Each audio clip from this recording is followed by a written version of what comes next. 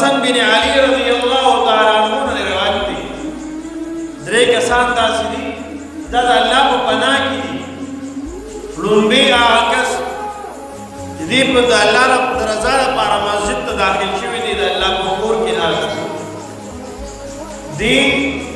د الله مېلمه دی محترم فرمایي دویم نمبر دویم د مسلمان ورور سره د ملاقات په نیت باندې چې کوم سړی روان شو د الله رضا یې مقصود دی او د مسلمان ورور سره ملاقات کو د عالم خالص ملاقات لپاره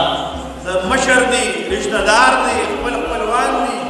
دای ته ملاقات لپاره دی د الله رضا یې مقصود ده فرمایي دی داسې دی لکه دی د الله زیارت او ملاقات ته روان دریم فرمایي چې کوم کس د حج او د عمرې نیت وکړو د کور نه ووته دا د الله په وفد کې شمار دی دې ترڅو پورې واپس شوي نه دي